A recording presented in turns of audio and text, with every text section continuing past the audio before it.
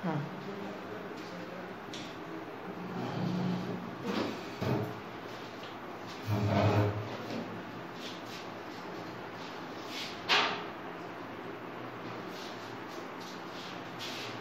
नमस्कार दोस्तों, स्वागत है आपका हमारे YouTube channel back to education में।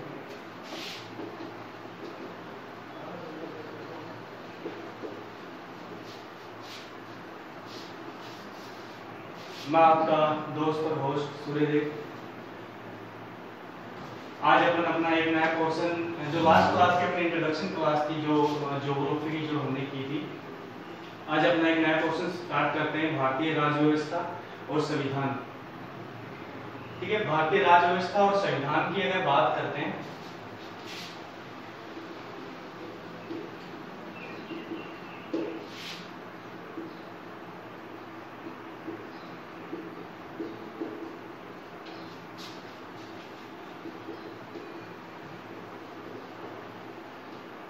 राज्य व्यवस्था, देखो भारतीय संविधान, पहले संविधान के बारे में हम देखेंगे, राज्य व्यवस्था जो पॉलिटी है बाद में देखते हैं।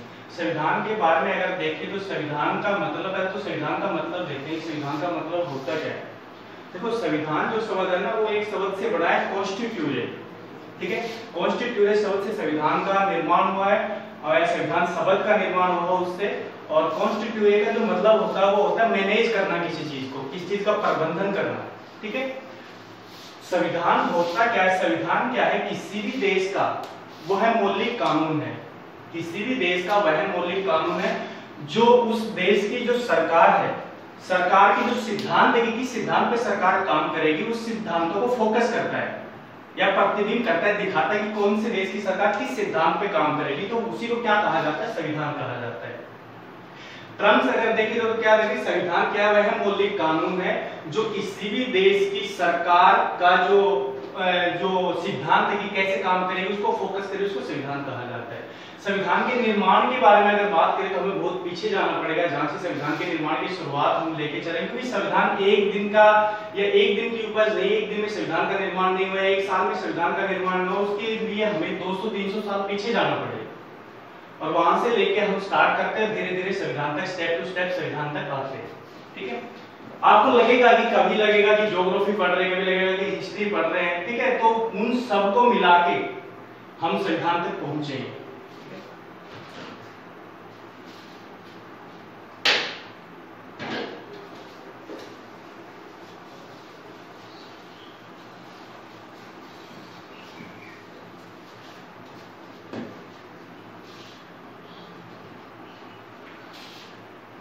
देखो सबसे पहले हम पढ़ते हैं, कहां से पढ़ेंगे, जहां से सबसे पहले भारत क्या है, भारत एक व्यापार का शुरू से केंद्र रहा है, व्यापार।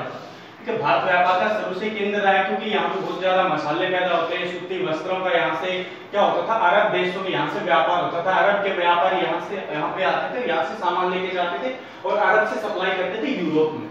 ठीक है, तो भारत व्यापार का पहले से केंद्र रहा है, तो उसी चीज को हम समझते हुए आगे बढ़ते हैं कि उस टाइम क्या होता था, फिर दोबारा से क्या होता, पुर्तगाली आते हैं, पुर्तगाल के आने के बाद ईस्ट इंडिया कंपनी आती है भारत में, और इस इंडिया कंपनी को कंट्रोल करने के लिए ब्रिटिश गवर्नमेंट जो भारत में एक्ट लाती है ना, उन एक्टों से ही या उन एक्टों से चीजें उठा के क्या बनाया गया, भारत का संविधान बनाया गया, कुछ चीजें वहीं से ली गई। तो इसी वजह से मैं बता रहा हूँ, भारत का संविधान पढ़ने के लिए हमें पहले बहुत पीछे जाना पड़ेगा, तो वहीं से जाके हम स्टार्ट करते हैं।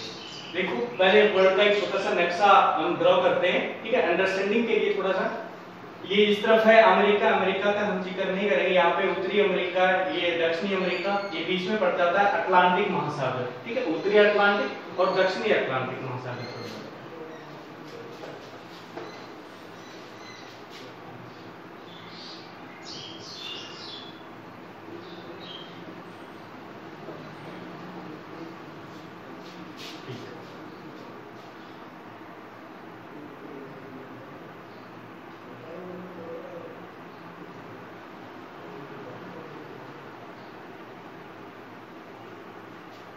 ये है अफ्रीका कॉन्टिनेंट, अफ्रीका महाद्वीप। ठीक है, ये अफ्रीका महाद्वीप हो गया।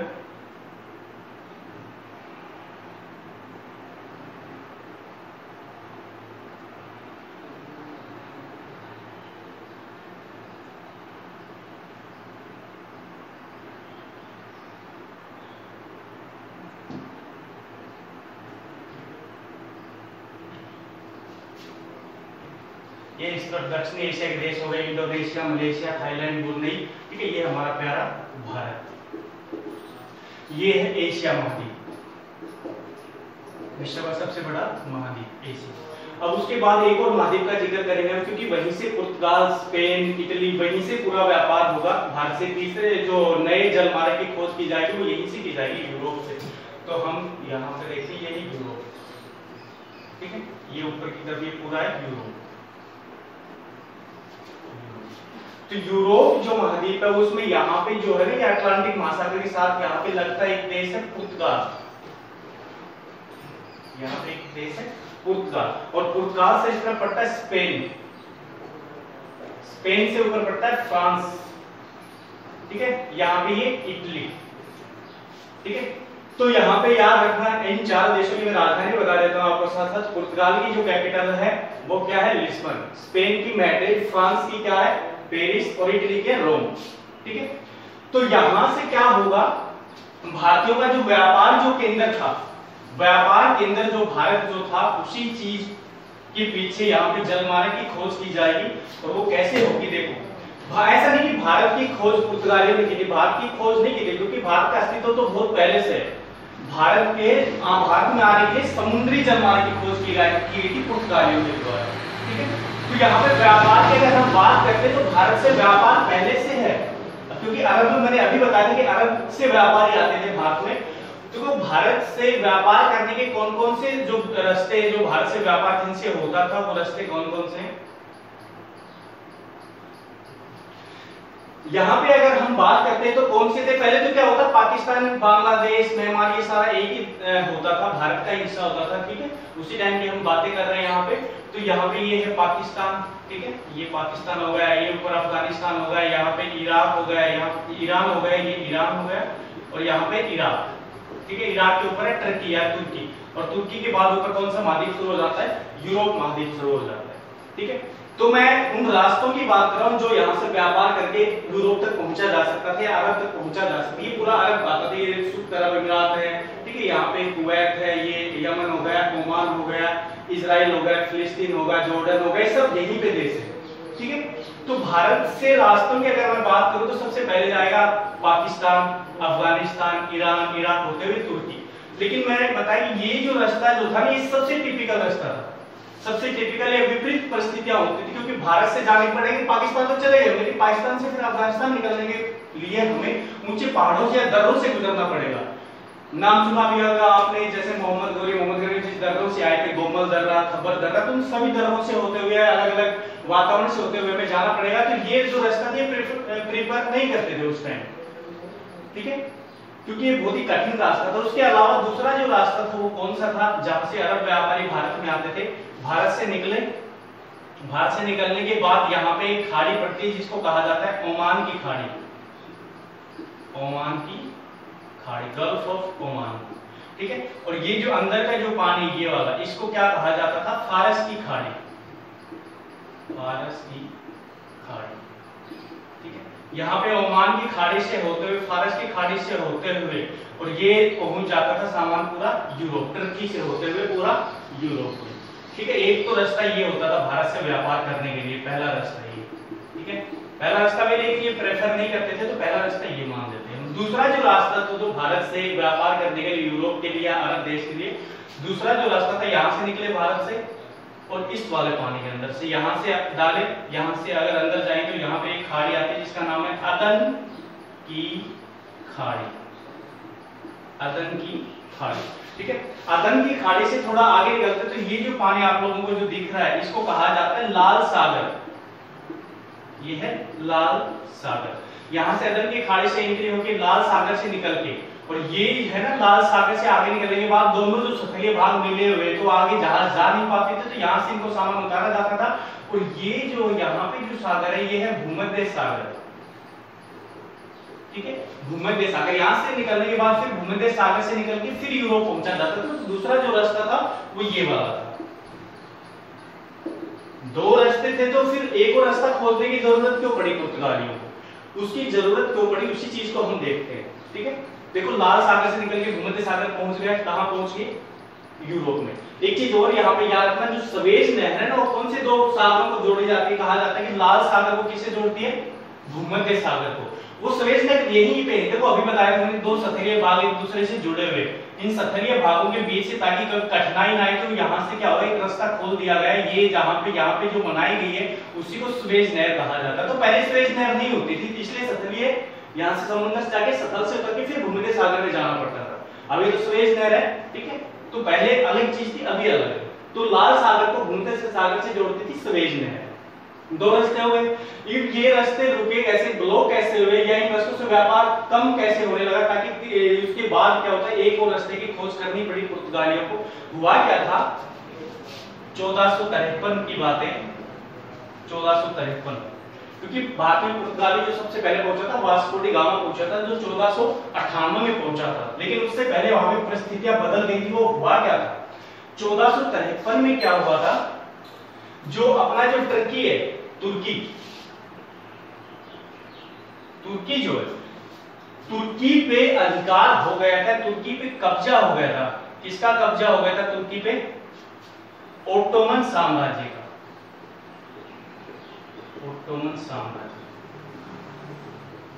ओटोमन साम्राज्य या उस्मानिया साम्राज्य का कब्जा हो गया। उस्मानिया एक साम्राज्य था, उस्मानिया या ओटोमन नाम का, उसका कब्जा हो गया था तुर्की पे। या तुर्की में एक जगह है, आपने नाम सुना होगा, तुर्की की एक वर्तमान में सबसे लार्जेस्ट शहर है तुर्की का, वो इस्तांबुल।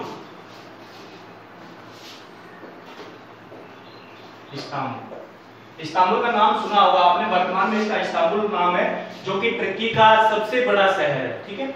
और तुर्की की राजधानी के बारे में बात करें तो आप बताना ऑप्शन में कमेंट करके कि तुर्की की राजधानी का क्या नाम। ये तुर्की का सबसे बड़ा शहर है, जिसका पुराना जो नाम होता था वो होता था कुस्तुनतुनिया। ये नया नाम, अभी वर्तमान में इसको इस्तांबुल कहा जाता है, लेकिन पहले इसका नाम अलग था। पहले इसका नाम होता था कुस्तुनतुनिया। और ये कुस्तुनतुनिया वही है जिस पे कब्जा कर लिया था ओटोमन साम्राज्य ने। ठीक है, सबसे पहले कुस्तुनतुनिया पे कब्जा किया गया था। और ये वो रास्ता था जो एशिया को यूरोप से जोड़ते थे। तो ये जो मैंने ये जो बनाया ना यहाँ पे, ये था कुस्तुनतुनिया इस्तांबुल, ठीक है।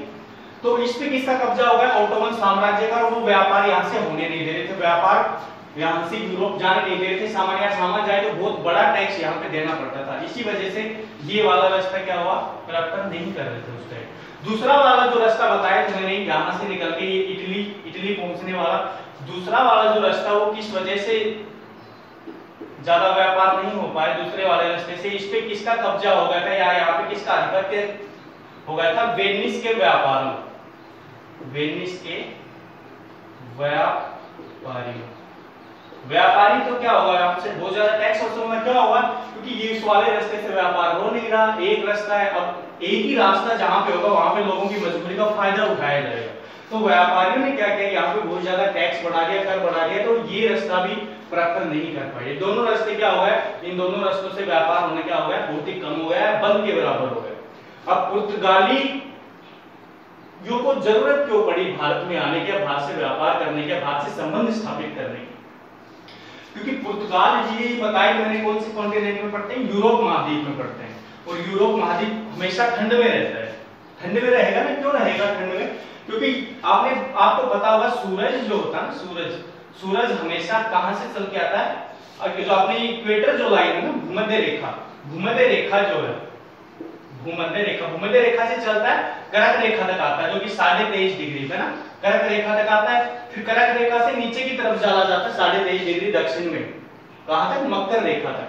तो सूरज बस यहां तक आता है, मतलब सूरज की परपेंडिकुलर जो किरणें हैं वो केवल इस एरिया तक ही रहती है, मतलब इस एरिया तक, ठीक है। उससे ऊपर हम चलते जाएंगे तो धीरे धीरे क्या बढ़ती जाएगी, ठंड बढ़ती जाएगी। तो याद रखना, यूरोप जो कॉन्टिनेंट महाद्वीप है वो हमेशा ठंड रहती है वहां पे हमेशा।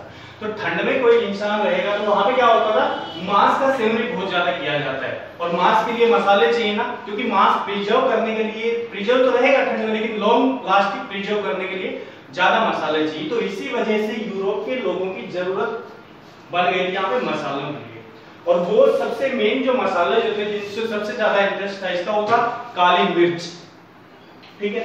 तो यही चीज थी जो कि हम यूरोपियों को भारत तक खींच के लेके आए, ठीक है, भारत तक लेके आए। तो उसमें सबसे पहले हम यहाँ पे देखेंगे कि भारत तक जो आया वो सबसे पहला इंसान कौन था जिसने भारत की यात्रा की? देखो यहां से क्या होगा, सबसे पहले इन देशों में क्या होगा, पुनर्जागरण। उस टाइम पुनर्देखो बहुत सारी यहाँ पे डिजायर थी उनकी, जिनको भारत में आने के लिए उनको विवश किया। ठीक है, एक तो वहां पे पुनर्जागरण का हो रहा, जो कि हम हिस्ट्री में पढ़ेंगे, तो हम यहाँ पे ज्यादा डिटेल में नहीं पढ़ रहे हैं, क्योंकि हम हिस्ट्री नहीं पढ़ रहे, हमें क्या पढ़नी है, पॉलिटिकल साइंस। हम उसकी नींव डाल रहे हैं यहाँ पे। ठीक है, तो हम यहाँ पे अगर बात करें तो यहाँ से पुर्तगाल से पहला व्यक्ति कौन आया था, ये यहाँ पे कौन सा महासागर है, अटलांटिक महासागर, अटलांटिक महासागर। देखो यहां से अगर हम बात करें तो यहाँ पे सबसे पहले एक व्यक्ति था जिसका नाम था बार्थोलोमो डियाज, बार्थोलोमो डियाज। पुर्तगाल का एक व्यक्ति था जिसका नाम था बार्थोलोमो डियाज। अरे बार्थोलोमो डियाज, बार्थोलोमो डियाज वो व्यक्ति था जो पुर्तगाल से चला किसकी खोज में, भारत की खोज में। लेकिन ये पहुंचा कहां तक वो देखते हैं, और कब चला, 1486-87 की बात है। देखो मैंने बताया 1453 में वहां पे व्यापार होना कम हो गया, बल के बराबर हो गया, तो इसी वजह से इनको जरूरत पड़ी। 1486-87 में यहाँ से एक व्यक्ति निकला जिसका नाम था बार्थोलोमो डियाज। और बार्थोलोमो डियाज निकल तो बड़ा पुर्तगाल से, लेकिन समुद्र में चलते चलते वो थक चुका था, उसको ऐसा लगा कि बस मैं मरने वाला हूं, तो यो यहाँ से निकला ये, और ये अफ्रीका के साथ साथ यहाँ तक पहुंचा। और यहाँ पे क्या होगा, इसको एक किनारा दिखेगा, यहाँ पे उस किनारे पे जाके रुक जाएगा, अपनी शिप को वहीं पे लगा देगा, वहां पे उतर जाएगा। उस जगह का ये जो नाम देता है, वो नाम क्या देता है, बार्थोलोमो डियाज। जिस जगह पे रुकता है कुछ कहा जाता है कि उसकी खोज बार्थोलोमो डियाज ने की थी, और वो जगह जो है वो कौन सी है, जिस जगह का नाम जो आता है यहाँ पे, उसको कहा जाता है Cape of Good Hope, Cape of Good Hope, Cape of Good Hope. मतलब एक आशा की किरण दिखाई दी बार्थोलोमो डियाज को कि अब बचा जा सकता है, क्योंकि समुद्र था, समुद्र में उसको सफल नजर नहीं आ रहा था कहीं भी। ठीक है, पहली बार सफल नजर आया, वहीं पे वो रुक गया, उसको नाम दिया Cape of Good Hope. Cape of Good Hope की खोज किसके द्वारा मानी जाती है, बार्थोलोमो डियाज। या उसका पहले भी नाम होता था, वो होता था उत्तमासा अंतरिक, इसका दूसरा नाम ये है उत्तमासा अंतरिक। और एक और नाम वो भी याद रखना, आशा अंतरिक, आशा अंतरिक, ये इसी के नाम। ठीक है, तो याद रखना ये यहां तक पहुंचा, और यहां पे पहुंचने के बाद ये रिटर्न वापस चला गया पुर्तगाल। तो क्या हुआ, धीरे धीरे पुर्तगाल यहां तक आ रहे थे, और इस सक्रिय भारतीयों में धीरे धीरे जानकारी होती जा रही थी। धीरे धीरे इनको पता था कि भारत तो है, पूरा समुद्र से आगे निकल के जाना पड़ेगा, भारत मिलेगा हमें, लेकिन बहुत ही लंबा रास्ता होता था इस समुद्र वाला जो रास्ता। अब क्या होगा, बार्थोलोमो डियाज ने बताया कि वहां पे एक जगह है, वहां पे रुका जा सकता है, जो कि अफ्रीका के बिल्कुल दक्षिण में पड़ता है। ये अफ्रीका महाद्वीप है ना, अफ्रीका महाद्वीप में दक्षिण में एक देश है, ये है दक्षिण अफ्रीका, दक्षिणी अफ्रीका। तो याद है केप ऑफ गुड होप कहां पड़ता है, दक्षिणी अफ्रीका में पड़ता है, दक्षिणी अफ्रीका के सबसे दक्षिण में पड़ता है केप ऑफ गुड होप, या उत्तमासा अंतरिक, या आशा अंतरिक भी इसको कहा जाता है। आप लोगों के लिए एक चीज और, जो दक्षिणी जो अफ्रीका है वो देश ऐसा देश है जिसकी कितनी राजधानियां, 3 राजधानियां दक्षिणी अफ्रीका की। दक्षिणी अफ्रीका की 3 राजधानियां। पहली जो राजधानी है वो है केप टाउन, एक है प्रिटोरिया, और तीसरी राजधानी आप लोगों को कमेंट करके बताने की दक्षिण अफ्रीका की तीसरी राजधानी कौन सी है। ठीक है, बार्थोलोमो डियाज यहां तक भी पहुंचा, वापस चला गया पुर्तगाल में। अब एक और व्यक्ति आता है, और उस व्यक्ति का नाम है कोलंबस। कोलंबस पूरा नाम है क्रिस्टोफर कोलंबस। क्रिस्टोफर कोलंबस जो व्यक्ति था ना, वो कहीं पर आपको स्पेन मिलेगा, कभी इटली मिलेगी कि कहां से आया था वो। देखो वो व्यक्ति दोनों जगह से था, क्योंकि उस व्यक्ति का जो जन्म हुआ था तो वो स्पेन में हुआ था, और मृत्यु जो हुई थी जन्म इटली में हुआ था, मृत्यु स्पेन में हुई थी। ठीक है, उस व्यक्ति का नाम क्या है, जो स्पेन से चला, उस व्यक्ति का नाम है कोलंबस। कोलंबस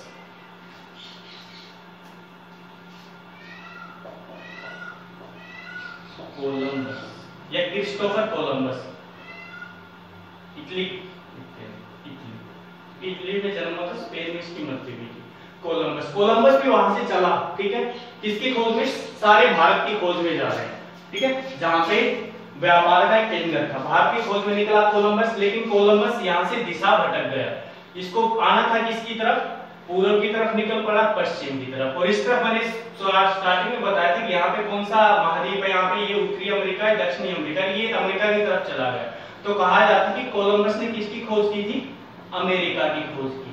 ठीक है, कोलंबस भारत की खोज निकल, भारत के समुद्री मार्ग की खोज करने निकला, लेकिन खोज किसकी हो गई, अमेरिका की खोज हो गई। बार्थोलोमेव ने किसकी खोज कर दी, केप ऑफ गुड होप या आशा अंतरिक्ष की खोज कर दी इसने। अब तीसरा जो व्यक्ति है जो कि भारत तक पहुंचेगा, उस व्यक्ति के बारे में अपन देखते हैं। तीसरा जो व्यक्ति है यहाँ से जो भारत के लिए निकलेगा, उस व्यक्ति का जो नाम है, वो जो व्यक्ति जो है उसका नाम है, जो पुर्तगाल से ही निकलेगा, उस व्यक्ति का जो नाम है वो है Vasco D gamma. Vasco D gamma, Vasco D gamma भी पुर्तगाल का ही निवासी था और वो जो है वो पुर्तगाल से निकला 1497 ईस्वी में। ठीक है, यहां से निकला, पुर्तगाल से निकल के चल पड़ा अपने 3 जहाजों के साथ। सबसे पहले इसने स्टे किया केप ऑफ गुड होप। उसके बाद यहां से निकला, दक्षिण अफ्रीका महाद्वीप के तटों पे रुकता हुआ, केन्या से रुकता हुआ, और यहाँ पे उसको केन्या वाले इसी तटों पे उसके समुद्र में उसको एक व्यक्ति मिला जिसका नाम जो था वो था अब्दुल हनीफ। ये जो व्यक्ति जो मिला, ये इसको भारत का रास्ता बताता कि भारत किस तरफ है। तो कहा जाता है कि वास्को डी गामा का जो पथ प्रदर्शक था, रास्ता दिखाने वाला जो था वो था अब्दुल। और ये कहाँ का रहने वाला था, ये था गुजरात का, भारत का। और इसको रास्ता पता था क्योंकि भारत में अरब से व्यापार पहले से हो रहा था, और ये जो अरब वालों के साथ इसका कोई व्यापार आना जाना रहा होगा कभी, तो इसको रास्ता पता था कि भारत किस तरफ है। तो ये इसको लेके आया था भारत की तरफ। और भारत में कहां पे लेके आया इसको, केरल। भारत में कहां पे लेके आया, केरल। ये जो अपना जो राज्य है केरल, केरल, इसको केरल में लेके आया। और केरल में कौन सी जगह पे, कालीकट, केरल में लेके आया कालीकट, जिसको कोझिकोड कहा जाता था तब, कोझिकोड। और उस टाइम केरल का जो कोझिकोड का जो राजा होता था वो होता था जमोरिन, एक उपाधि थी उसकी, जमोरिन, हिंदू राजा था। तो जमोरिन ने कहा जाता है कि वास्को डी गामा जब यहाँ पे पहुंचा, तो वास्को डी गामा कब पहुंचा भारत में, 17 मई 1498 में भारत आया था वास्को डी गामा। और भारत जब आया तो कहा जाता है कि जमोरिन ने इसका बहुत अच्छे से स्वागत किया। और अच्छे से स्वागत करने का एक काम और बताया जाता है कि भारत में अरब वाले जो व्यापारी थे बहुत सारे थे, बहुत सारे सालों से भारत अरब से व्यापार कर रहा था। क्योंकि सबसे पहला अरब आक्रमण भारत में कब हुआ था, 712 ईस्वी में। और किसके द्वारा किया गया था, ये आप बताना कमेंट करके, किसके द्वारा भारत में सबसे पहला सफल अरब आक्रमण किया गया था। अरब के द्वारा सफल आक्रमण किसके द्वारा किया गया था। ठीक है, तो क्या हुआ था, भारत में बहुत सालों से अरब से व्यापार हो रहा था, और एक ही चीज बार बार जो होते रहे उससे लोग क्या हो जाएंगे, परेशान हो जाएंगे। तो अरब वालों से भारत में लगभग परेशान हो चुके थे और उनको नया व्यापारी चाहिए था, नया व्यापार करने वाला चाहिए था। इसी वजह से उसका स्वागत किया बहुत अच्छे तरीके से वास्को डी गामा का। और वास्को डी गामा जब यहाँ से वापस आता तो कहा जाता है कि जमोरिन इसको बहुत सारा गरम मसाला देता है, गरम मसाला देता है, गरम मसाला। ठीक है, और वो गरम मसाले को लेके वापस चला जाता है। और वापस जाता है तो पुर्तगाल में पहुंच के वो देखता है कि जो वो गरम मसाले को वहां पे बेचता है, तो उसको लगता है कि वहां पे बेचने के बाद इसका जो एक्सपेंडिचर, जो खर्चा हुआ था आने में और जाने में, जो खर्चा हुआ था वो खर्चा निकाल कर इसको 60 गुना मुनाफा हुआ, उससे 60 गुना फायदा हुआ इसको। ठीक है, गरम मसाला बेच के 60 गुना फायदा हुआ। बोला यार ये अच्छा चीज है ना, ये अच्छा बाजार है भारत में, और इस बाजार को अगर कंपनी वहां से लेके हम यहाँ पे व्यापार करना शुरू कर दे तो बहुत ज्यादा कमाई होगी वहां। ठीक है, तो यहां से क्या होगा, वह पुर्तगाली भारत में व्यापार करने की सोचेंगे, वहां से कंपनी बना के पुर्तगालियों के द्वारा यहाँ पे भेजी जाएगी, यहाँ पे व्यापार किया जाएगा। ठीक है, और ये बात और याद रखना, वास्को डी गामा जो था वो भारत में कितनी बार आया था, तो याद रखना वास्को डी गामा भारत में 3 बार आया। सबसे पहले हमने डिस्कस किया 1498 में, जो सबसे पहली बार आया था, जिसने भारत की समुद्री मार्ग की खोज की थी वास्को डी गामा ने। ठीक है, उसके बाद दूसरी बार अगर देखा जाए कि भारत कब आया, तो वो आया था 1502 ईस्वी। और तीसरी बार जो आया था वो आया था 1524 ईस्वी में। इस बार टाइम वॉइसराय बन के आया था पुर्तगाल की तरफ से। अगर वो जिंदा रहता तो और भी आया था। तो 3 बार यहाँ पे याद रखना वास्को डी गामा भारत आया था। भारत की समुद्री मार्ग की खोज हो चुकी थी। यूरोपियों को, यूरोप के निवासियों को पता लग गया था कि भारत समुद्र के द्वारा भारत में कैसे पहुंचा जा सकता है। ठीक है। उसके बाद तो स्पेन के जो, इटली के जो प्रिंस थे, उन्होंने नेविगेटर की भी खोज की गई थी, नेविगेशन, जिसके द्वारा दिशा पता लगा जा सके कि किस तरफ हम चल रहे हैं। ठीक है। तो यहाँ तक हमने पढ़ा कि यूरोपियों ने या पुर्तगालियों ने भारत के समुद्री मार्ग की खोज कर दी थी।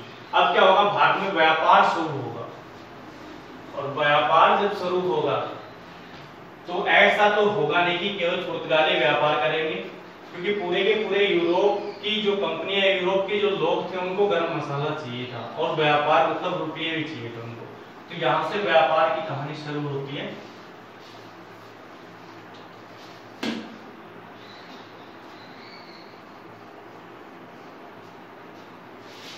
अब क्या होगा, पुर्तगाली आ गए कंपनी बना के भारत में। अब पुर्तगालियों के आने के बाद जो कंपनी जो बनेगी, तो सबसे पहले पुर्तगाली आए, 1458 में पुर्तगाली आ गए।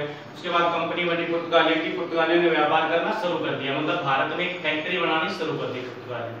अब क्या हुआ, पुर्तगालियों के बाद डच आएंगे, डच कंपनी की स्थापना हुई, डच भी भारत में आए, व्यापार करना शुरू कर दिया। अंग्रेज आएंगे, अंग्रेजों की कंपनी ईस्ट इंडिया कंपनी की स्थापना होगी, और ईस्ट इंडिया कंपनी भारत में व्यापार करना शुरू कर देगी। उसके बाद डेन आएंगे, और फिर फ्रांसीसी आएंगे। ठीक है। याद रखना, सबसे पहले भारत में कौन आया था व्यापार करने, पुर्तगाली आए थे, और सबसे बाद तक भारत में कौन रहा था, यूरोपियों की बात करें तो वो भी पुर्तगाली रहे। अंग्रेजों की अगर हम बात करें, सबसे पहले अंग्रेजों की अगर हम बात करते हैं, अंग्रेजों की अगर हम बात करते हैं, अंग्रेजों का जो पहला जो यात्री व्यापारी जो भारत आया था, पहला यात्री जो भारत आया था वो था मिल्डन हॉल। मिल्डन हॉल ये पहला व्यक्ति था जो भारत आया था, और इसका जो ग्रुप जो था ना, जो समूह था, इस समूह में कितने व्यक्ति होते थे, 60 व्यापारियों का समूह था, 60 व्यक्तियों का ये भारत आया था। ठीक है। और भारत आने के बाद इसने ब्रिटेन की महारानी थी, ब्रिटेन की जो महारानी थी उसका नाम था एलिजाबेथ, एलिजाबेथ प्रथम। इस महारानी को जाके बताया कि भारत में व्यापार करने में बहुत ज्यादा मुनाफा है, और हमें व्यापार करने की आप परमिशन दीजिए। ठीक है। तो इसने कहा कि ठीक है, आपको परमिशन मिल जाएगी, लेकिन आपकी जो कंपनी जो है ना, मिल्डन हॉल की जो कंपनी थी, उस कंपनी का नाम था मर्चेंट ऑफ एडवेंचरस। ठीक है। उसने कहा कि ठीक है, परमिशन मिल जाएगी, लेकिन भारत में अगर आप जाओगे तो वहां पे किसका नाम होगा कि ब्रिटेन से कोई कंपनी आई तो आपका ये नाम रखा नहीं जाएगा, आपका नाम यहाँ से बदला जाएगा।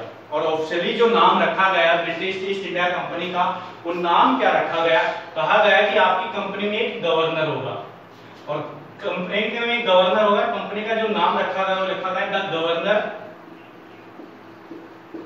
Governor and company, the governor and company of merchant of London. किसके लिए आ रही है, for trading in the east Indies. ये इसका क्या था, ऑफिशियली नेम था, लेकिन हम यहाँ पे बार बार इस नाम का जिक्र नहीं करेंगे, हम केवल सीधा बोलेंगे ब्रिटिश ईस्ट इंडिया कंपनी।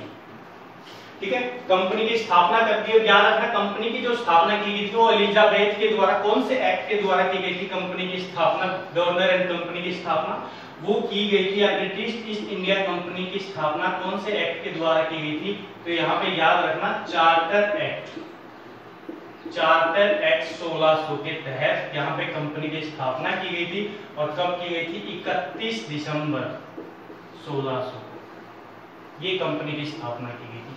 आए नहीं थे 1600 में, आए बाद में थे 1602 में, लेकिन कंपनी की स्थापना 1600 ईस्वी में हो गई थी चार्टर एक्ट के तहत। ठीक है। और एक बात और कही यहाँ पे एलिजाबेथ ने, कंपनी की स्थापना तो होगी, लेकिन आपको कितना टाइम मिलेगा, कितने टाइम तक आपको भारत में व्यापार करना है। ऐसा नहीं कि आपने कंपनी की स्थापना कर दी और आप लगे हुए, नहीं, यहाँ पे टाइम भी डिसाइड किया गया है कि आपको केवल 15 वर्षों का एकाधिकार दिया जाता है। एकाधिकार मतलब केवल आपकी एक कंपनी होगी ब्रिटेन की जो भारत में जाके व्यापार करेगी, आपके अलावा कोई कंपनी नहीं जाएगी ब्रिटेन में। तो 15 वर्षों का अधिकार, एकाधिकार दिया कौन सी कंपनी को, गवर्नर एंड कंपनी, जो मिल्डन हॉल जिसमें था। ठीक है। 15 वर्षों का अधिकार दे दिया, ठीक है, कंपनी को व्यापार करने का। तो कंपनी आ गई भारत में, कंपनी तो भारत में आ गई, ठीक है, ये देख लेना, कंपनी भारत में आ गई। अब भारत में तो आ गई, लेकिन भारत में रुके कहां पे, ठीक है, क्योंकि भारत में पहले से व्यापारी बैठे हुए हैं, अरब वाले व्यापारी भी पूरी तरह खत्म नहीं हुए थे, अरब वाले भी यही, क्योंकि अरबों के साथ भी तो लड़ाई होती है यहाँ पे आने के बाद, लेकिन इसके पास आधुनिक हथियार थे, यूरोप के पास, तो अरबों का व्यापार यहाँ से खत्म कर देते हैं, ठीक है। लेकिन पहले वहां पे यूरोपीय भी तो बैठे ना, पुर्तगाली बैठे वहां पे, ठीक है, डच बैठे हुए वहां पे, तो उनसे भी तो इनकी प्रतिस्पर्धा होगी, उनसे भी तो इनका संघर्ष होगा, उसी की वजह से तो इसीलिए इनको वहीं पे जगह मिलेगी कोठी लगाने के लिए या फैक्ट्री लगाने के लिए।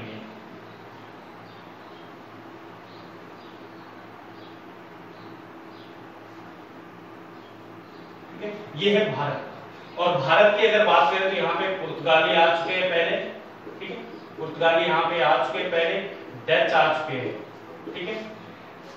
और भारत का जो उस टाइम जो राजा था, जिस टाइम कंपनी की स्थापना हुई थी 1600 ईस्वी में, उस टाइम भारत का जो मुगल सम्राट था, मुगल सम्राट कौन था? अकबर। अकबर रहता है 1605 तक मुगल सम्राट, ठीक है, जलालुद्दीन मोहम्मद अकबर। और अकबर जो रहता है वो 1605 तक भारत का सम्राट रहता है।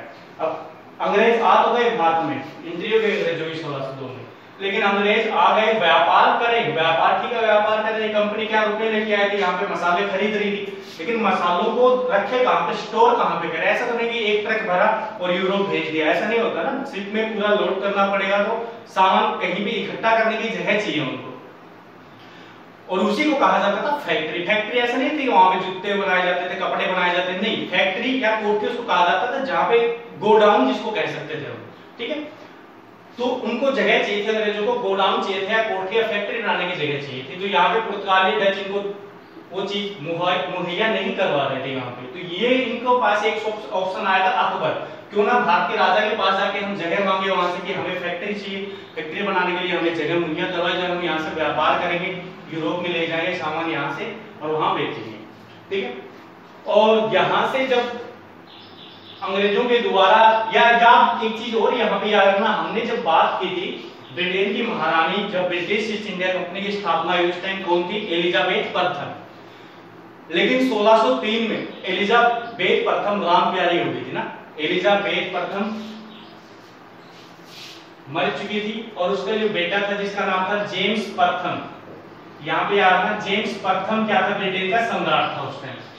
तो अब जो परमिशन ली जाएगी या आप जो राजदूत भेजेगा वो कौन भेजेगा? जेम्स प्रथम भेजेगा। लेकिन जेम्स प्रथम भेजेगा राजदूत, लेकिन जेम्स प्रथम को पता नहीं कि भारत का राजा कौन है। पता था अकबर है भारत का राजा, लेकिन 1605 तक रहता है अकबर, लेकिन 1605 के बाद अकबर का बेटा राजा बनता है जिसका नाम था सलीम, ठीक है, सलीम या जहांगीर। 1605 तक अकबर रहता है, लेकिन यहाँ पे जेम्स प्रथम जो होता है ना वो 1608 में राजदूत भेजता है वहां से। 1608 में एक एम्बेसडर, एक राजदूत भेजता है अपना कि आप जाओ भारत में और भारत के राजा से बात करो और वहां पे फैक्ट्री खोलने की इजाजत लो भारत के राजा से। और वो जो फरमान यहाँ पे जो भेजता है वो किसके नाम भेजता? अकबर के नाम, क्योंकि उसको यही पता था कि भारत का राजा कौन है? अकबर है। क्योंकि आज का टाइम जो सोशल और टाइम है, सोशल नेटवर्किंग का टाइम जो है वो उस टाइम नहीं होता, ना फेसबुक थी, ना व्हाट्सएप था, ना ट्विटर की भारत का राजा कौन है, तो क्या हुआ मरते ही ट्वीट हो जाता कि हाँ निकल लिया। उस टाइम क्या होता था? ऐसा नहीं होता था, इसको ये पता था कि भारत का राजा कौन है? अकबर है, तो अकबर के नाम पे फरमान जारी करता है। तो और जो व्यक्ति हो जो होता है जिसको भेजता है, उस व्यक्ति का जो नाम था वो था कैप्टन हॉकिंस।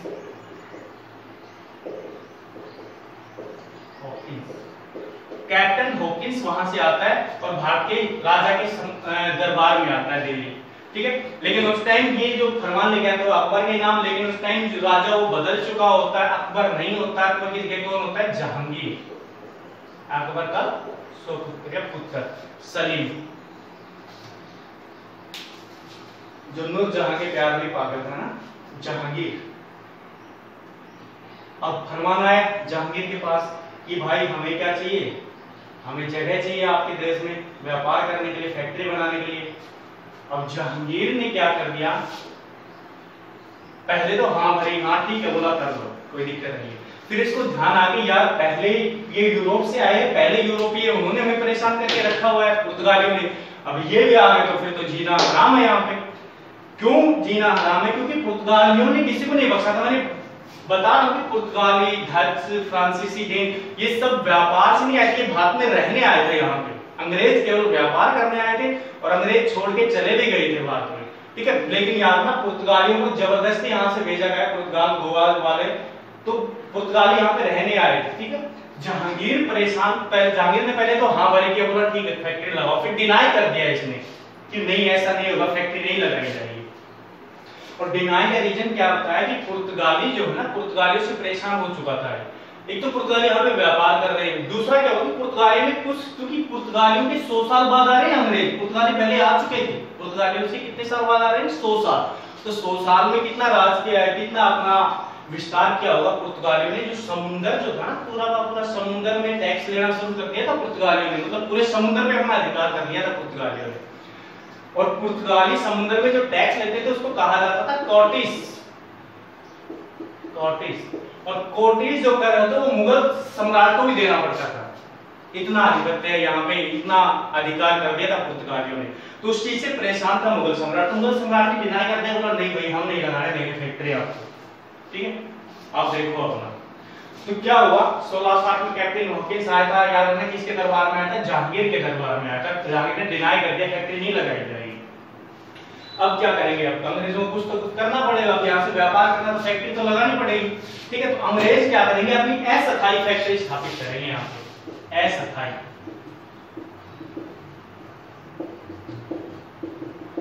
अस्थायी फैक्ट्री। तो अंग्रेज अपनी अस्थायी फैक्ट्री लगाते 1611 ईस्वी में। और 1611 ईस्वी में कहां पे लगाते हैं? मसूलीपट्टनम में, मसूलीपट्टनम। अस्थायी फैक्ट्री याद रखना, अस्थायी फैक्ट्री सबसे पहले कहां पे लगाई गई है अंग्रेजों की? मसूलीपट्टनम में। अब क्या हुआ, अस्थायी फैक्ट्री लगा ली। अब जेम्स प्रथम क्या करेगा? धीरे धीरे और भी भेजेगा। एक और व्यक्ति जो आएगा वो आएगा 1615 में, बाकी हम डिटेल में देखेंगे हिस्ट्री, ठीक है। 1615 में एक व्यक्ति आएगा, Thomas Roe, sir Thomas Roe. लेकिन उससे सर थॉमस रो के आने से पहले एक चीज और बता रहा हूं मैं, वो क्या है? देखो 1611 में इसने अस्थायी फैक्ट्री बना ली। अब ये सोच रहे कि यार राजा तो हाँ नहीं भर रहा कि फैक्ट्री बना लो, क्यों ना हम पुर्तगालियों के साथ संघर्ष करें, लड़ाई करें और उनसे जगह छीन ले। तो वहां पे क्या होगा? यहाँ पे देखो ये गुजरात वाला जो है, गुजरात की सूरत एक जगह है, गुजरात में सूरत, ठीक है, ये समुद्र के किनारे यहाँ पे सूरत। सूरत आप कमेंट करके बताना कि सूरत जो है वो कौन सी नदी के किनारे स्थित है? सूरत। और एक और जगह है गुजरात में भड़ोच, सूरत और जो भड़ोच है वो दोनों जो नगर है वो कौन सी नदी के किनारे स्थित है? तो यहाँ पे पुर्तगालियों ने फैक्ट्री लगाई हुई थी, कहां पे? सूरत। और उसी पे नजर थी अंग्रेजों की। तो वहां पे क्या होगा? यहाँ पे एक जगह जो पानी वाला जो एरिया है, इस जगह को कहा जाता था सवाली, सवाली, ठीक है। तो यहाँ पे एक युद्ध होता है जिसको कहा जाता है सवाली का युद्ध। कब होगा? 1611 ईस्वी में। अस्थायी फैक्ट्री तो लगा ली, लेकिन इनको स्थायी फैक्ट्री चाहिए थी, क्योंकि ये व्यापार करने के मूड से आए थे यहाँ पे। ऐसा नहीं कि यहाँ पे आए और वापस चले जाएंगे, नहीं जाते। अब क्या हुआ? सवाली का युद्ध हुआ। किनके बीच में होगा सवाली का युद्ध? तो याद रखना, अंग्रेजों और फ्रांसीसियों, सॉरी पुर्तगालियों के बीच। अंग्रेज वर्सेस पुर्तगाली। यहां पे पुर्तगालियों की क्या होती है? हार हो जाती है, पुर्तगाली हार जाते हैं, अंग्रेज जीत जाते हैं। तो उस चीज से खुश हो जाता मुगल सम्राट, बोला यार जिन्होंने हमारी नाक में दम कर रखा था अंग्रेजों ने तो उनको हरा दिया, ये तो बोला हम तो भाई भाई हो गए, ठीक है।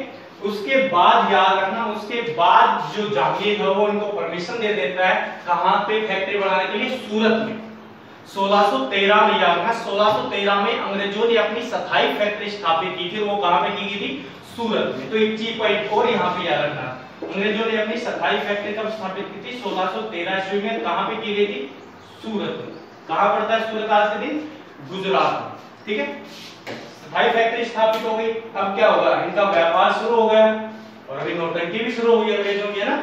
व्यापार शुरू हो गया। 1615 में थॉमस रो आया इसके बाद, और थॉमस रो अपना पूरा मतलब जानता था कई भाषाओं का। तो ये जो थॉमस होता है फारसी भी जानता था, अरबी भी जानता था, अंग्रेजी तो ऑलरेडी जानता ही था। तो इससे बहुत ज्यादा खुश हो गया था जहांगीर, और जहांगीर के लिए बहुत सारा सामान लेके आया था। जहांगीर की पत्नी जो थी नूरजहां, उसके लिए माला लेके आया था, ठीक है, उस चीज। और उस टाइम कहा जाता है कि जहांगीर जो था ना पूरा का पूरा लीन हो चुका था नूरजहां में। जो भी काम करना है नूरजहां से पूछो, साइन करने नूरजहां से करवाओ, नूरजहां को प्रसन्न करो और आप कुछ भी करो, ठीक है। तो उस चीज को अपन हिस्ट्री में देखेंगे। बाकी तो यार ना थॉमस रो भी आया था जहांगीर के दरबार में, ठीक है, 1615 ईस्वी में। अब आगे चलते हैं। अब व्यापार करने का पूरा अधिकार मिल गया अंग्रेजों को। याद रखना थॉमस रो आने के बाद यहाँ पे जहांगीर ने कह दिया था कि आप कहीं भी फैक्ट्री लगा सकते हो, ये बात याद रखना। 1613 में तो कहां लगाई, सूरत में स्थायी फैक्ट्री। जब थॉमस रो भारत में आया तो थॉमस रो 2-3 साल तक जहांगीर के दरबार में रहा था और नूरजहां को प्रसन्न करता रहा वहां पे। कभी उसके लिए हीरे लेके आता, कभी माला, ठीक है, उसको प्रसन्न किया। और उसके बाद भारत में व्यापार करने की खुली छूट मिल गई किनको, अंग्रेजों को। जहांगीर ने कह दिया कि आप जहां मर्जी आए आप अपनी फैक्ट्री स्थापित कर सकते हैं, लगा सकते हैं। और क्या वो अंग्रेज खुले हो गए, लगाने शुरू किए, पुर्तगालियों के साथ युद्ध करना शुरू किया, ठीक है। बहुत सारे युद्ध हुए थे, वाणिवास में तो युद्ध हुआ था, वेदरा का युद्ध हुआ था, वो सब इतिहास में देखेंगे अपन। अब अपन आगे चलते हैं थोड़ा, ठीक है। जो मुगल जो सम्राट को अभी कौन था, जहांगीर। अब जहांगीर का जो बेटा था वो कौन था, आप बताना कमेंट करके जहांगीर का बेटा कौन था, ठीक है। अब अपन सीधा जो आते हैं ना, हम आते हैं औरंगजेब पर। 1707 ईस्वी में औरंगजेब। 1707 ईस्वी में क्या होगा, जो औरंगजेब जो था,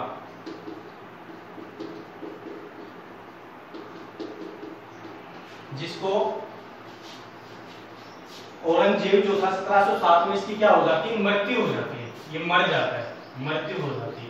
और 1707 ईस्वी में क्या होगा, ये मर जाता है। और इसके मरने के बाद होगा मुगल जो साम्राज्य होना वो पतन की तरफ निकल जाएगा। 1707 ईस्वी में औरंगजेब की मृत्यु के बाद मुगल साम्राज्य का क्या शुरू हो जाएगा, पतन शुरू हो जाएगा या खत्म होना शुरू हो जाएगा मुगल साम्राज्य। और वो सारे गड्ढे किसी खोदे हुए थे, औरंगजेब, उसी की वजह से पतन शुरू होता है यहाँ पे। तो 1707 में औरंगजेब की मृत्यु हो जाती है। उसके बाद धीरे धीरे जो इनका जो रीजन वो चलता रहता है। उसके बाद अपन 1717 में आते हैं सीधा। 1717 में एक राजा बना फर्रुख सियर। फर्रुख सियर।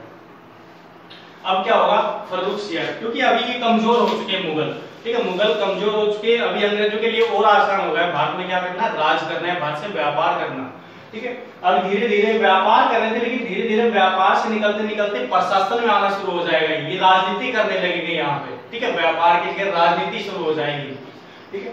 तो फर्रुख सियर जो था ना, उसने अंग्रेजों को और अधिकार दे दिया। इसने कुछ रुपये लिए अंग्रेजों से और अंग्रेजों को खुली छूट दे दी। बोला आप जहां मर्जी जाओ, कुछ भी करो, फर्रुख सियर ने बोला, ठीक है। क्योंकि फर्रुख सियर को एक बीमारी थी, उसको एक अंग्रेज ने ठीक की थी, उसकी वजह से इसको पूरा अधिकार मिल गया था बंगाल में, इस हर जगह पे। क्योंकि उस टाइम बंगाल जो था वो एक समर्थ साम्राज्य माना जाता, धनी साम्राज्य था उस टाइम बंगाल, और हर कोई बंगाल से व्यापार करना चाहता था उस टाइम, ठीक है। तो बंगाल में भी इन सब की लड़ाई हुई, फ्रांसीसियों की, अंग्रेजों की, सबकी लड़ाई हुई बंगाल के ऊपर, ठीक है। तो आगे लेके चलते हैं अपना पीएस पॉलिटिकल साइंस या संविधान के रास्ते में निकलते हैं। देखो अब क्या होगा, 1717 से निकलेंगे हम आगे और अब सीधा निकलेंगे पलासी के युद्ध में। पलासी की लड़ाई जो होती है ना, पलासी के युद्ध में निकलते हैं। और फिर बक्सर के युद्ध। ये दो ऐसे निर्णायक युद्ध थे कि इनके बाद अंग्रेजों का पूरा अधिकार हो गया था बंगाल पे, या बंगाल जो प्रेसिडेंसी थी, मद्रास प्रेसिडेंसी थी, बंबई प्रेसिडेंसी थी, तीनों पे अंग्रेजों का अधिकार हो गया था। ये प्रेसिडेंसी बनाई गई थी इनके द्वारा। अब क्या होगा, 1757 में एक लड़ाई होगी। 1757 में एक लड़ाई जिसको कहा जाता है पलासी की लड़ाई, पलासी का युद्ध, पलासी का युद्ध। पलासी का जो युद्ध होता है वो एक युद्ध ना होकर एक षड्यंत्र था। युद्ध कहा जाता है उसको, लेकिन एक षड्यंत्र था, एक संधि थी वो, ना कि युद्ध नहीं था। युद्ध होता आमने सामने होके, वो एक संधि थी। क्या हुआ था उस टाइम, और डेट पे अगर देखी जाए तो ये हुआ था 23 जून को। 23 जून 1757 को पलासी का युद्ध हुआ था। और पलासी का युद्ध किन किन के बीच में होता है, एक तो थी ब्रिटिश ईस्ट इंडिया कंपनी, ठीक है, ब्रिटिश ईस्ट इंडिया कंपनी। और दूसरा जो खेमा था उसमें कौन था, दूसरी जो पार्टी थी वो कौन थी, वो था सिराजुद्दौला। सिराजुद्दौला दौला, जो कि उस टाइम क्या था, बंगाल का नवाब, बंगाल का नवाब। ठीक है, इन दोनों के बीच में युद्ध होता है। British east India company, British east India company का नेतृत्व उस टाइम कौन कर रहा था, यहाँ पे था लॉर्ड क्लाइव, क्लाइव या रॉबर्ट क्लाइव, रॉबर्ट क्लाइव यहाँ पे ब्रिटिश ईस्ट इंडिया का नेतृत्व कर रहा था, और इसका था सिराजुद्दौला, जो कि उस टाइम क्या था, बंगाल का नवाब। इन दोनों के बीच में युद्ध होता है। बाकी डिटेल हिस्ट्री में देखेंगे, मैं यहाँ पर बता देता हूँ बस थोड़ा सा कि नवाब जो था ना सिराजुद्दौला, उसको धोखे से हराया गया था, क्योंकि सिराजुद्दौला का एक सेनापति था मीर जाफर। ठीक है, मीर जाफर हो गया, राय दुर्लभ हो गया, जगत सेठ हो गया, इन सब ने सिराजुद्दौला के साथ धोखा किया था, क्योंकि उनको वो मीर जाफर क्या होता था, बंगाल का सूबेदार या नवाब बनना चाहता था। ये बात पता चली रॉबर्ट क्लाइव, रॉबर्ट क्लाइव ने क्या हुआ, कांटेक्ट किया मीर जाफर को, उसको कहा कि सिराजुद्दौला को हरवा दे, तुझे सिराजुद्दौला के बाद क्या बना दिया जाएगा, नवाब बना दिया जाएगा। और लालच में आ गया, और उसने क्या हुआ, सिराजुद्दौला को धोखा दिया तीनों ने। ठीक है, और उसके बाद क्या हुआ, थोड़ी देर लड़ाई हुई इनकी, और उसके बाद सिराजुद्दौला वहां से भाग गया। उसके बाद उसको पकड़ के 1-2 जुलाई को उनको मार दिया गया था, सिराजुद्दौला को। सिराजुद्दौला को मार के किसको राजा बना दिया गया था, मीर जाफर को। तो यहाँ पे याद रखना, हार किसकी हुई थी, सिराजुद्दौला यहाँ पे हार गया। और हारने के बाद बंगाल में तो अब पता है लूट मची, क्योंकि अंग्रेज तो व्यापार करने आए थे ना, व्यापार के साथ साथ अभी बताया था मैंने, व्यापार के साथ साथ उन्होंने राजनीति करने भी शुरू कर दी थी, प्रशासन करना भी शुरू कर दिया था। ठीक है, तो यहाँ पे सिराजुद्दौला, और ये युद्ध जो हुआ था, इसके पीछे बहुत बड़ा बैकग्राउंड है, पृष्ठभूमि। ये युद्ध हुआ क्यों था, इससे पहले भी सिराजुद्दौला अंग्रेजों की लड़ाई हो चुकी थी, 1756 में भी लड़ाई हुई थी इन दोनों की, जिसमें सिराजुद्दौला ने अंग्रेजों को वहां से मार मार के भगाया था। ठीक है, लेकिन प्लासी की लड़ाई में धोखा हुआ उसके साथ, जिसकी वजह से हार गया। क्योंकि संधि कहा जाता है कि मीर जाफर और अंग्रेजों के बीच में पहले से संधि थी, एक समझौता हो चुका था, तो लड़ाई नहीं कह सकते हम इसको, एक समझौता था। ठीक है, सिराजुद्दौला, आपको एक छोटी सी घटना बताता हूँ। सिराजुद्दौला जो था ना, आप एग्जाम में भी आता है, बहुत बार पूछा जा चुका है कि ब्लैक होल ट्रेजेडी जो थी वो कौन से राज्य में हुई थी। ब्लैक होल ट्रेजेडी थी वो कब हुई थी, कौन से राज्य में थी, कौन से बंगाल का नवाब कौन था। एक घटना हुई थी, त्रासदी हुई थी वहां पे, और वो कब हुई थी, वो हुई थी इससे 1 साल पहले। ठीक है, 1756 में, 1756 में अभी जो घटना बताई थी मैंने, अंग्रेजों को मार मार के भगाया था सिराजुद्दौला ने, वो बात है 20 जून 1756 में। क्या हुआ था 20 जून 1756 में, अंग्रेजों को सिराजुद्दौला की लड़ाई हुई, और हम कलकत्ता या बंगाल में फोर्ट होता था, फोर्ट विलियम, किला था विलियम नाम से। ठीक है, फोर्ट विलियम, उससे अंग्रेजों को वहां से मार मार के भगाया था। अंग्रेज सारे फालतू जो द्वीप थे ना, फालतू द्वीप, उस पे जाके रहने लगे थे। तो कुछ लोग थे जिनको बंदी बना लिया था सिराजुद्दौला ने। तो कहा जाता है कि सिराजुद्दौला ने 146 लोगों को वहां पे बंदी बना लिया था अंग्रेजों, और 146 लोगों को एक छोटी सी कोठरी में बंद कर दिया। और कोठरी जो थी ना, या उसकी जो लंबाई चौड़ाई थी इतने फीट, बस 18 × 14 फीट की में, और 146 लोगों को रखा उसने। 20 जून को क्या कर दिया, शाम को कैद कर दिया 146 लोगों को।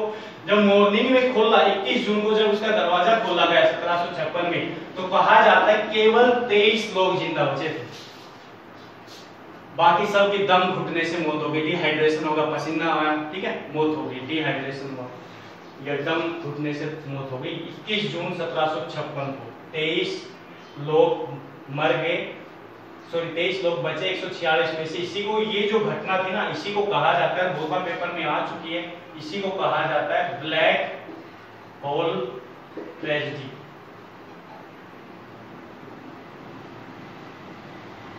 ब्लैक होल ट्रेजेडी, या काल, हिंदी में देखते तो काल कोठरी त्रासदी। याद रखना ये घटना, काल कोठरी त्रासदी, ब्लैक होल ट्रेजेडी कौन से नवाब के टाइम हुई थी, सिराजुद्दौला के टाइम। 20 जून 1756 को उनको बंद किया गया, 21 जून को खोला गया। 146 में से केवल 23 लोग जिंदा थे। ठीक है, इसी के बाद रॉबर्ट क्लाइव का कंट्रोलर, उसने ये पूरा षड्यंत्र रचा इसको हराने के लिए, मारने के लिए। तो यार वो प्लास्टिक युद्ध जो था वो एक समझौता था, हारा कौन, सिराजुद्दौला, और धोखेबाज कौन था उस टाइम, मीर जाफर, राय दुर्लभ, ठीक है, जगत सेठ, साथ दिया था मीर मैदान ने इसका, वो सब देखेंगे इतिहास में पूरी घटना। इस पे नटबुल्ट, मतलब नटबुल्ट खोलेंगे, हिस्ट्री जब खोलेंगे ना तो नटबुल्ट खोलेंगे। अभी क्या होगा, हम पृष्ठभूमि तैयार कर रहे हैं किसकी, संविधान की। ठीक है। ये जो युद्ध हुआ इसमें क्या हुआ, अंग्रेज जीत गए। अंग्रेज अपने मन पसंद से नवाब बनाएंगे। नवाब किसको बनाएंगे, मीर जाफर को, क्योंकि मन पसंद का नवाब होगा तो लूट मन पसंद से की जाएगी। ठीक है, मीर जाफर को यहाँ पे क्या बना दिया जाता है, बंगाल का नवाब। अब बंगाल का जो नवाब बनेगा वो कौन बनेगा, बंगाल का नवाब मीर जाफर। मीर जाफर बंगाल का नवाब रहता है 1757 से 1760 तक। लेकिन जिस तरह से लूट मचाते हैं ना अंग्रेज, तो ये भी परेशान हो जाता है उस चीज से, और ये इस्तीफा देता है अपने पद से कि भाई मुझे नहीं रहना नवाब, आप मचाओ लूट। तो उसके बाद क्या होगा, मीर जाफर के बाद मीर जाफर का एक दामाद था जिसका नाम था मीर कासिम। नाम सुना होगा आपने, मीर कासिम। उसके बाद मीर कासिम को क्या बना दिया जाता है, नवाब बना दिया जाता है। और मीर कासिम जो नवाब रहता है वो रहता है 1760 से 1763। मीर कासिम नवाब बना। मीर कासिम भी परेशान हो चुका। अब अंग्रेज क्या होता है कि लूट मचा रहे, प्रशासन करे, सब कुछ अपने हाथ से करे, नवाब की कुछ नहीं चल रही, नवाब बस नाम का। तो अब क्या होगा, मीर कासिम को पद से हटा दिया जाता है। फिर दोबारा मीर जाफर को क्या बना दिया जाता है, बंगाल का नवाब, क्योंकि ये थोड़ी उनकी बातें नहीं मानता, तो मीर जाफर को दोबारा नवाब बना दिया गया।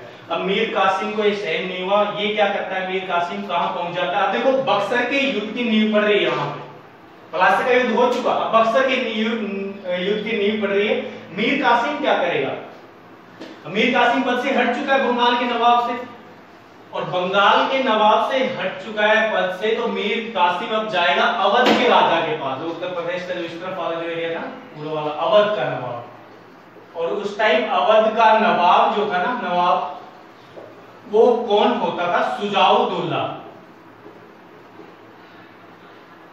सुजाउद्दौला उस टाइम क्या होता था, अवध का नवाब होता था सुजाउद्दौला। अवध के नवाब के पास कौन जाता है, मीर कासिम। मीर कासिम पहुंच जाता है, भाई सहायता करो और बंगाल को ना अंग्रेजों से छुटकारा निकलाओ। वहां पे क्या हुआ, बहुत बुरा हाल हो रहा है बंगाल में। और अवध का नवाब जाता है दिल्ली के राजा के पास, या भारतीय राजा या मुगल सम्राट। और उस टाइम मुगल जो सम्राट जो था वो कौन था, मुगल सम्राट कौन था उस टाइम, शाह आलम द्वितीय। कब की बात कर रहा हूं मैं, 1764। और उसी टाइम क्या होता है, बक्सर का युद्ध। बक्सर जो जगह कौन सी राज्य में पड़ती है, बक्सर कमेंट करके बताना आप, बक्सर जो जगह है वो कौन से राज्य में पड़ती है। ठीक है, पलासी कौन से राज्य में पड़ता है वो बताना। एक और क्वेश्चन आपके लिए, पलासी जो है वो कौन सी नदी के किनारे स्थित है, वो जो युद्ध हुआ था कौन सी नदी के किनारे हुआ था, पलासी है कौन सी नदी के किनारे स्थित है। यहाँ पे याद था बक्सर का जो युद्ध हुआ था ना, बक्सर की जो लड़ाई हुई थी, बक्सर का जो युद्ध हुआ था, बक्सर का युद्ध ये हुआ था 22 अक्टूबर 1764। और इसमें कौन कौन यहाँ पे लड़ाई लड़ रहा, किस किस के बीच में लड़ाई हुई थी, एक तो वो ब्रिटिश ईस्ट इंडिया कंपनी, और वर्सेस दूसरे खेमे में कौन था, तीन लोग। देखो मैंने बताया कि मीर कासिम तो प्राय ये गया बंगाल गया अवध के नवाब के पास, एक अवध का नवाब और दूसरा मुगल सम्राट, ये तीनों एक तरफ, तीनों की सेना एक तरफ और एक तरफ अंग्रेज। और यहाँ पे अंग्रेजों का जो नेतृत्व जो कर रहा था वो कौन कर रहा था, लीडर कौन था यहाँ पे अंग्रेजों का, वो था Hector Munro. Hector Munro lead कर रहा था अंग्रेजों को यहाँ पे। और दूसरी तरफ कौन था, मैंने बताया अभी, शाह आलम द्वितीय, और दूसरा था अवध का नवाब, हमने डिस्कस किया वहां पे सुजाउद्दौला, और तीसरा जो था वो था मीर कासिम।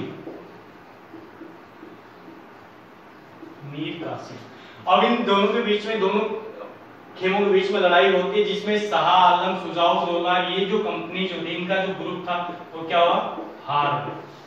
फिर दोबारा अंग्रेजों की जीत हुई, अब दोबारा अंग्रेजों की जीत हो, फिर दोबारा अंग्रेज और फ्रीडम में, आजादी में आ गए।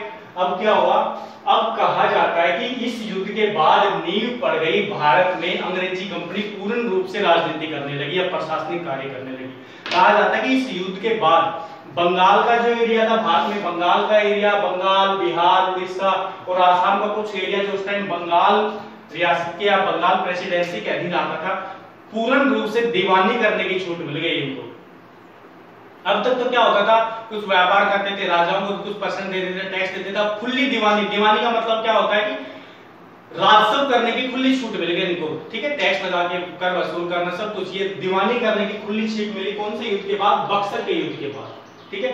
कहा जाता है, ऐसा कहा भी जाता है कि पलासी की लड़ाई और बक्सर के युद्ध के बाद अंग्रेजों को बंगाल, बिहार और उड़ीसा की खुली छूट या खुली दीवानी मिल गई, उसके बाद खुला व्यापार करने लगे। और अब क्या होगा, कंपनी खुल गई, अब क्या होगा, कंट्रोल करना पड़ेगा कंपनी को। अब क्या होगा, कंपनी को कंट्रोल करना पड़ेगा, यहीं से संविधान की नींव शुरू हो जाती है। कंपनी को कंट्रोल करने के लिए जो ब्रिटेन से जो रूल बनाए जाएंगे, एक्ट बनाए जाएंगे, अधिनियम पारित किए जाएंगे, उन्हीं से भारत के संविधान की नींव पड़ती है, ठीक है। अब क्या हुआ, कंपनी खुले काम करने लगी, क्योंकि कंपनी को वहां से जो भेजा गया था ना, लंदन से, ब्रिटेन से जब भेजा गया था, तो केवल एक ही काम के लिए भेजा गया था, व्यापार करने के लिए। व्यापार के अलावा आपको कुछ नहीं करना है, वहां की जो परिस्थितियां प्रशासनिक उनमें आपको हस्तक्षेप नहीं करना है। लेकिन कंपनी करने लगी थी, पहले से ही करने लगी थी। इस चीज की खबर नहीं थी कहां पे, ब्रिटेन के सम्राट। खबर लगी, कैसे लगी, क्योंकि बहुत सारी प्रतिद्वंदी कंपनियां हो गई थी इसकी, जिनको भारत में आने का मौका नहीं मिल रहा था, उनको खबर लगी, उन्होंने सम्राट के कानों में जाके बताया कि वहां पे तो कंपनी ये काम कर रही है, आपको पता ही नहीं, ठीक है। तो उसी चीज को लेके कंपनी को कंट्रोल करने के लिए यहाँ पे एक्ट बनाए जाएंगे, उन्हीं एक्ट को डिस्कस करते हैं। यहाँ पे याद ना, बक्सर के युद्ध के बाद अंग्रेजों का बंगाल, बिहार, उड़ीसा की दीवानी प्राप्त हो गई थी खुली, और वहां पे कहा जाता है कि शाह आलम ने एक संधि की थी जिसका नाम था इलाहाबाद की संधि, जो कि 12 अगस्त 1764-65 को हुई थी। और उसमें कहा जाता है कि ये तीनों की दीवानी इसको दे दी गई। तो संधि वंधि हम पढ़े हैं हिस्ट्री का। तो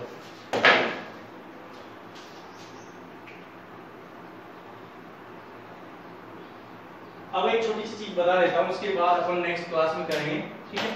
अब क्या हुआ, बक्सर का युद्ध हो गया, पूरा खत्म हो गया। कहा जाता है कि बक्सर के युद्ध के बाद 1765 से और 1772 तक, 64-65 से 72 तक बंगाल में द्वैत शासन की शुरुआत हो गई थी। द्वैत शासन, द्वैत शासन की शुरुआत हो गई थी बंगाल में। द्वैत शासन की शुरुआत मतलब वहां पे दीवानी भी कौन कर रहे, अंग्रेज कर रहे, मतलब राजस्व भी कौन इकट्ठा कर रहे, अंग्रेज कर रहे, और निजामत भी अंग्रेज ही कर रहे थे। निजामत का मतलब होता सूबेदारी, वो भी अंग्रेज कर रहे। तो द्वैत शासन की शुरुआत हो गई, लोगों में दोहरी शासन की शुरुआत हो गई बंगाल में। और कब तक चला है, 1772 के बाद, क्योंकि 1772 के बाद एक एक्ट आएगा, रेगुलेटिंग एक्ट।